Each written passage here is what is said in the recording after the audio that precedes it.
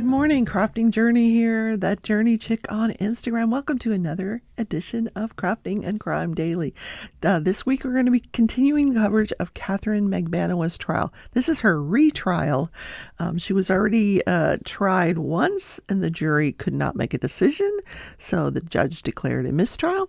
So now we are today will be day 4 of her retrial, and things are getting good because since the time she had the mistrial, and now lots of things have happened, including the arrest of the person who probably was not the mastermind, but the person who paid for the hit finally was arrested. So there's going to be another trial, but at least we'll be familiar with the facts after having heard this twice now. So how was your weekend? I had a wonderful live, loved chit-chatting with everybody yesterday, gave away the yarn last night. The winner has already claimed the yarn, so yay. Leanne Stearns, congratulations. She won the yarn, this yarn, this whole thing of yarn. Now I got to find a box to put it in. Yeah. And it's supposed to rain for the next 3 days. Yeah, that has nothing to do with anything. I just thought I'd mention it. It is so overcast outside. But anyway, okay, I'm going to just do some diamond painting while we chit chat. And then after the show today, I'm going to put this away because I want to do some more watercolor. Yep. And I don't know if I told you, but I downloaded a new video game. It's called Elden Ring. And oh my gosh, it's so interesting. So I've been playing a little bit of that. I might see if I can stream some of it. We'll see. I haven't had much luck streaming games, but I'm going to give it another go. So I don't know when that will be, though.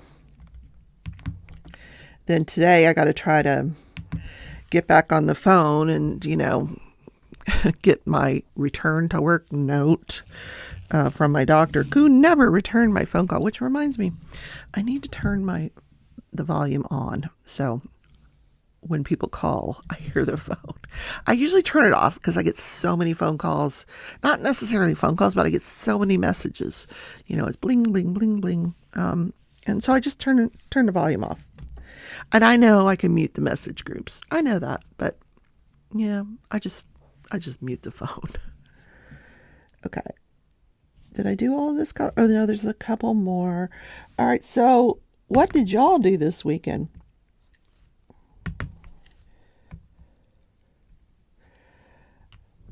I know some of us laid in bed and just lounged, which is perfectly fine. I did a lot of that myself too. The last day or so, I've just been wanting nothing to do but sleep. I went to that picnic, had a good time, was there for like 3 hours, and then came home, watched a little TV, and went to bed early. Early for me. I've been staying up really, really late. So I think I need to try to start getting back into my schedule for work. No more late nights. No more sleeping in the morning. Yeah. It's been wonderful. I'm ready for retirement. It's been wonderful. Yeah. What national day is it? It is National Lucky Penny Day. Before we get into the Lucky Penny Day, the other day was Millionaire Day. Pretend to be a Millionaire Day. And one of the questions I asked was, which states has the most millionaires? And all of you guys had really good guesses, but a couple of you got it right. California has the most millionaires. Now, is that because it's, all that tech, all the actors and actresses and all the tech companies and, yeah, that's probably why. Yeah.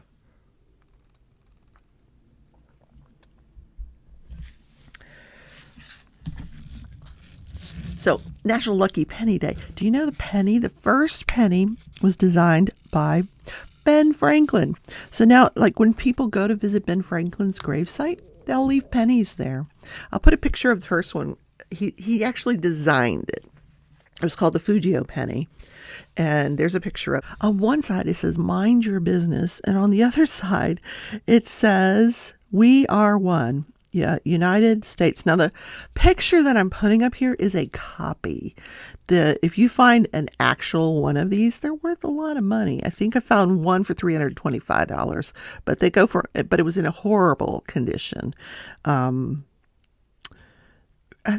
don't know why he called it Fujio. I don't know what that means or what significance is. So that came out, that was minted in 1787. Fast forward to today, it costs us more to mint the penny than the penny is worth. So a lot of countries are doing away with the penny, or the equivalent of a penny. I think we probably should, get on that bandwagon. It pretty much now is just for people who collect pennies. And if you hear that knocking, it's all my pens there.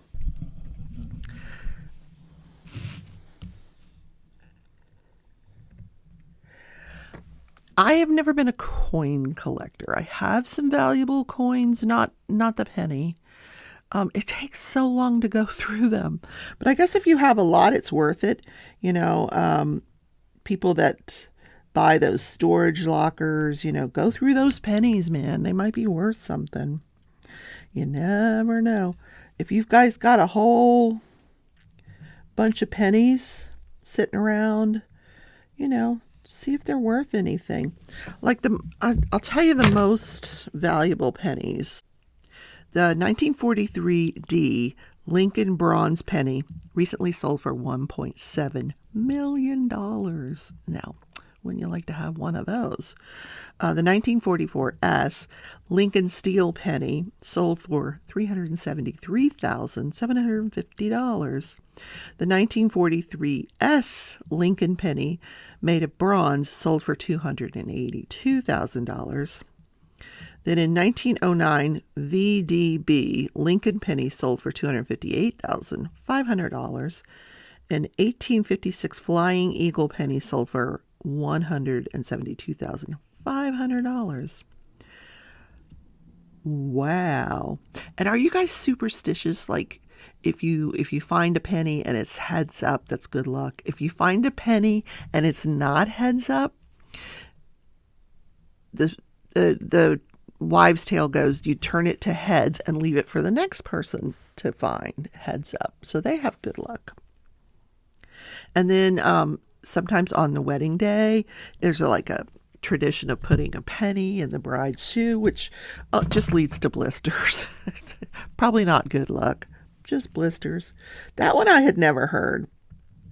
Yeah. So do you guys collect pennies? Anybody collect pennies? I'd be interested to know. Stitch, what you doing there, buddy? I haven't seen him all night. We've had the windows open because it's been so nice and cool. So he's just been hanging outside, his favorite place to be. Outside. So today, if you're out walking around, look down, see if you can find some pennies. It could be the one that changes your life. Now, if it's tails up, just switch it to heads and keep on going. Unless it's one of those really valuable ones. Yeah. Let's talk about corrupting and crime daily. Oh my goodness, the trial of Catherine Magbanua, the retrial. So we have the testimony of Louis Rivera, who he's in handcuffs. They're not even unhandcuffing him. He's just comes in, sits down. They adjust the microphone for him. Now, the first thing they have to deal with is the deal. Why is he here? So they talk a little bit about that in exchange for his cooperation, and this is his understanding of the deal. Here's the deal. In exchange for a 19-year prison sentence that will run concurrently, at the same time as his federal sentence that he's already serving, he has agreed to cooperate. Now, to him, that means snitch, tell the truth. He was not told what to say. He's not getting any signals from the lawyer. There was some indication that sometimes attorneys will like have signals for the witnesses, like yawning or doing something with their briefcase, and he said, no, nothing like that. I'm just here to tell the truth. And that is that Catherine Magbanua was the mastermind. And this is what he said. He calls her Katie. Katie was the mastermind. Yeah. So because he's serving a federal sentence of 12 years for racketeering because he belonged, not anymore, he's been thrown out. He belonged to an organization called the Latin Kings. And the Latin Kings, they're gun runners. They deal in arms, drugs, arms, yeah. And he was head of the Latin Kings, not the Lion Kings. That's funny. You're laughing at my own joke. Okay. He was head of the Latin Kings since he'd been 15 years old. It was a legacy that was left to him. So he's been just for Miami, not the whole, they're all over the country, the Latin Kings. But for the Miami branch, he was the bigwig. So, he's known Sergio Garcia his entire life. He said he's like a brother to me. And, so this is how he knew Catherine Magbanua, because she was, he says, Sergio's wife. So because he's already serving this 12-year sentence and the 19-year sentence is running consecutively, he's only, I don't know, what's the 7 years he's going to serve for this crime, for murder. Although he claims that he was not the trigger man, in exchange for his cooperation, this is the deal. And he's getting to serve his sentence in a federal prison, which he says, no, it's not any better or worse than any other prison. For him, the quality of the prison is not based on the food or what you can get from the commissary. It's based on how well protected you are from these Latin kings, because he's a snitch now, because he's agreed to cooperate with the state, he has violated a code of the Latin kings, and he has had death threats. He's been, people tried to kill him. So depending on where he's at in the prison system, kind of equates to how well protected he is. Apparently, I didn't get the whole thing, but you understand, I think. You get the gist. So he is by profession, a bricklayer. He did that for 15 years for the same company. He laid bricks. He was a foreman, a manager, in construction in his off time from the Latin kings. So Sigfredo Garcia, he's known Sigfredo his entire life. Calls him his brother. Talks to him or sees him almost every day. Now, Sigfredo is not part of the Latin Kings, but this is how he met Katie Magbanua, through Sigfredo.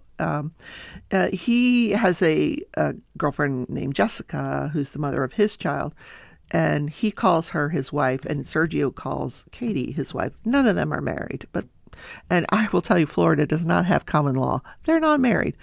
So he says, Sergio approaches him and says, we're going to do a job. He's like, oh, okay. What is it? Robbery. Okay. So he goes and purchases a gun for this robbery. They rent a car. They're going to go up to Tallahassee. So they rent a car in the beginning of June. The two of them go up to Tallahassee, and they kind of just scope it out. Now, they said they would have committed the murder, but every time they had the opportunity to get to Dan Markel, his kids were with him, and they didn't want to do it in front of the kids. Either that, or they would lose him in traffic. So instead, they said, "Okay, we'll do it another time." They turn around and they come back home. So that's when the deed goes down. Instead of June, it gets moved to July. So they rent a car again.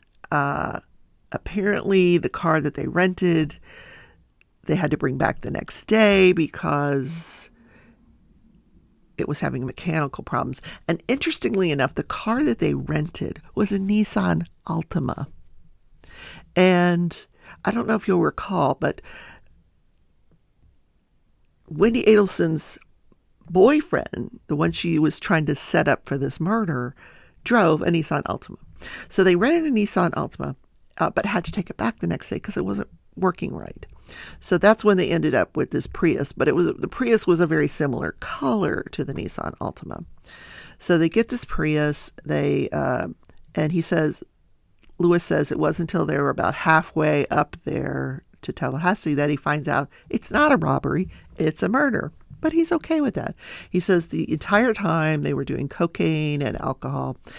Sergio more than him. He says I was driving, and he says I work, so I don't do as much as Sergio does. He says apparently Sergio did work for that same company, but got fired for being drunk. So clearly he did say Sergio has an alcohol problem.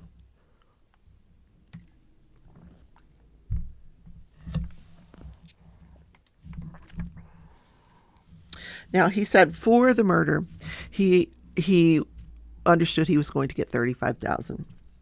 That he would get $35,000, Katie would get $35,000, and Sergio would get $35,000. He ended up getting $37,000 because Sergio gave him an extra $2,000.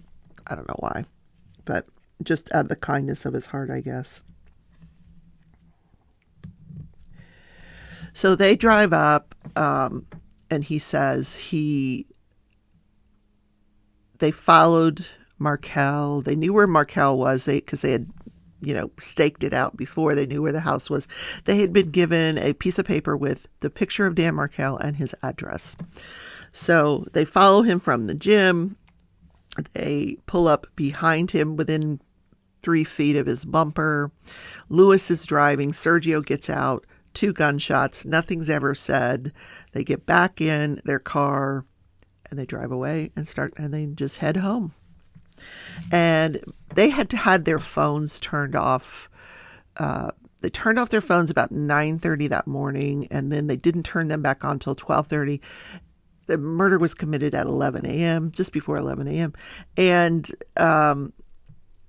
it was at that point that the first phone call that is made is to Catherine Magbanua. Yep.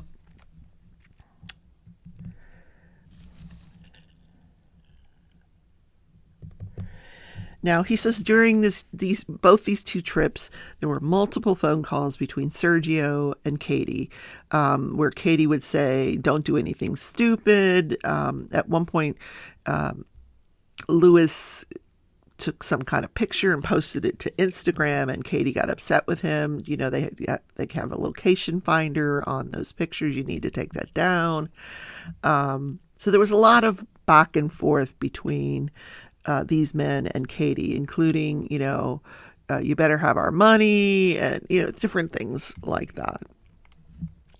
So they do the murder. They come back. They stop at an ATM and they go out and do some partying. And the following day, Katie delivers the money to Lewis in a paper sack and in the bills in stacks of 100s that were stapled. And Lewis says he'd never seen money that was stapled together, which is going to be a very important point later on, because we're going to find out that Charlie Adelson kept money in his home in stacks of hundreds stapled. Yeah, we're going to hear that testimony later on. So that's pretty telling. And yes, he said Katie was the one that delivered his money to him and Sergio. Yeah. The only thing that, on cross-examination, the only thing that he started wavering on was, there was a lot of talk about, during the plea negotiations, where they were trying to agree on what kind of time he would serve in exchange for cooperation, and what he was going to testify to. There was quite a bit of time went by, and like quite a bit of time, years, a couple of years. So he does agree that during that time, yes, he had access to all that paperwork, to the prosecution's theory of the case, but no, he did not adopt that theory. It was his own test. He's telling the truth. This is his truth. But at one point, the defense attorney trips him up, and he starts saying that there was a third trip. He says it could have been a third trip. I don't remember. So at that point, everybody in the courtroom is like, what? A third trip? This is the first time anybody's hearing about a third trip. So on redirect, the prosecutor points out that there was a lot of his testimony that was outside the scope of what they discussed in discovery, and that he didn't get from that discovery. And I think she did a pretty good job of rehabilitating him. And like I said before, his testimony was spot on. He did not waver from what he had testified to before, except for that maybe there was a third trip thing. And he does say, listen, it's been 8 years. I don't remember all this. Luis Rivera also implicates Wendy Adelson. He says that his understanding of who they were doing the job for was a woman so she could get her kids back. He did not know that she was connected to Katie or Charlie or any of those people. As far as Charlie Adelson goes, he denied any knowledge of Sergio. He did not know if Sergio had ever met privately with Charlie. His understanding was that Catherine Magbanua had been hired by this family to hire them. He was hired by Sergio, and he was paid by Sergio. That's his understanding. But he did say that Katie was the mastermind behind all of this. There's also at one point when they were surveilling during that first trip, he says that he saw a woman with her kids, and he thought that to be Wendy Adelson. Later on, he thought that to be Wendy Adelson, the person that they were doing the job for.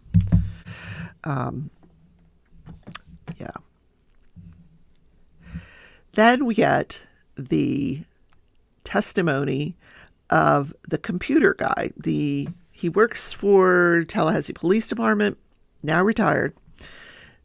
And he does all the cell phone analysis. So he pulled these cell phone records for all of the Adelson people. Mom, Dad, Charlie, Katie, Wendy, all the players, Luis, Sergio. They pull all the cell phone records. And the first thing they talk about is Wendy Adelson's cell phone records. Now, on the day of the murder, all of those trips that she made, she went out of her way. There was a much shorter route she could have taken to get to the liquor store and to her friend, lunch with her friend. That would have been about 3 miles. But instead, she takes a 9-mile detour so she can go by the house on Trescott Drive where her husband has just been shot. They were able to analyze and piece together all these cell phone records. The one thing I didn't remember from the first trial that I think was new to me was the car rental. On the day of the first trip, the car rental, Katie's cell phone is in proximity to the car rental agency during the time that the car was rented, which I thought was really interesting. So, and they rented it at the airport. So she may have driven them down to the airport to rent that car for their first trip.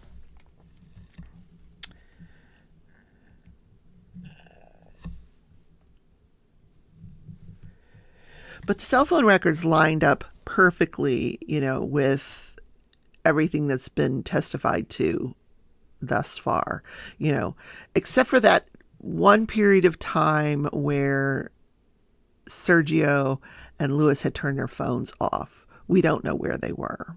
We know that immediately prior to turning it off, they were in that Tallahassee area. Then all we have after that is the surveillance footage showing them following Dan Markel, but they've got their phone off. But we have Dan Markel's phone on. And the way they linked this to them is they pulled all the cell tower records, all the phone numbers from that cell tower during that period of time right around the gym, the premier gym. Then they tried to figure out if any of those numbers, because you just get a list of numbers, they try to figure out if any of those numbers were on the records of any of the people that they pulled, the Adelsons, Garcia, Revere. And they found one phone call from Sergio Garcia's phone to Harvey Adelson's phone that day. They didn't know it was Sergio Garcia, but they found this phone number. So they look it up, and it's this Sergio Garcia. And that's how they narrow this down to Sergio and Louis. Yeah, very interesting. And then the ball gets rolling from there. They put it together with the Prius and the rental and the Sun Pass and Louis's testimony, of course. Now, today we're expected to hear from, probably going to get the bank records of Catherine Magbanua. I'm not sure what else we're going to hear today, but the bank records are pretty telling because she deposits some cash, and when she deposits the cash is interesting. Yeah. So let's talk about this day in history. What happened? Oh my goodness. A really bad tsunami hits Hawaii. Oh my gosh. There was an earthquake in Chile. This was in 1960. Yeah, the year that I was born. I was still in the womb at this point. 1960.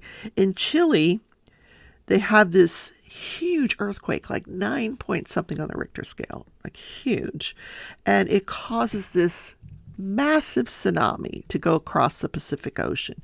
Now, the people in Hawaii had about a 4 to 5 hour warning, and they were told you need to move inland. And some people, instead of moving inland, went to the beach because they wanted to see the big waves. Well, it killed 81 people.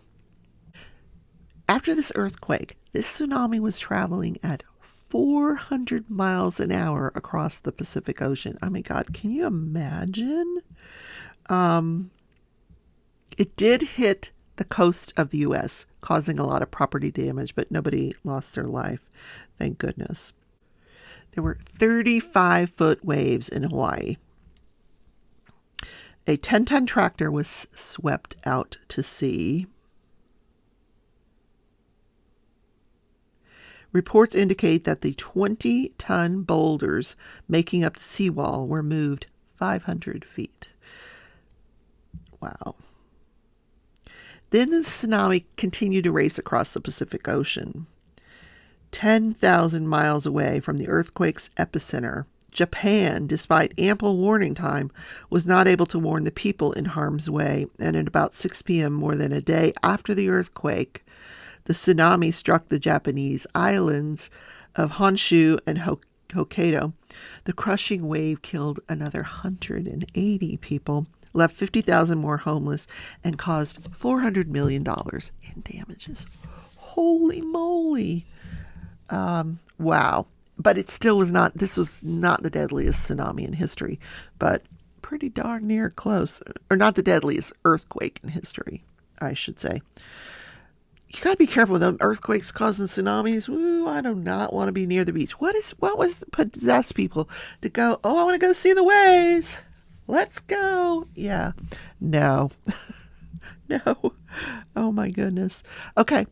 So that is the show for today. I hope you guys enjoyed it. Please have a great day. I will see you tomorrow in Crafting Crime Daily, where we will continue the coverage of the Magbanua trial. Until then, don't forget to hit the like button. Today, he's going to help me with my video game. Yeah, he's going to show me which way to go in this Elden Rings game. Don't forget to subscribe if you enjoyed the content, and the notification bell so you never miss a single episode, because you never know when this is going to upload. I have to do the editing, and it's never the same time every day. Usually sometime just afternoon, between 1, 2 o'clock Eastern, I would say. Yeah. So, guys, have a wonderful day. Take care.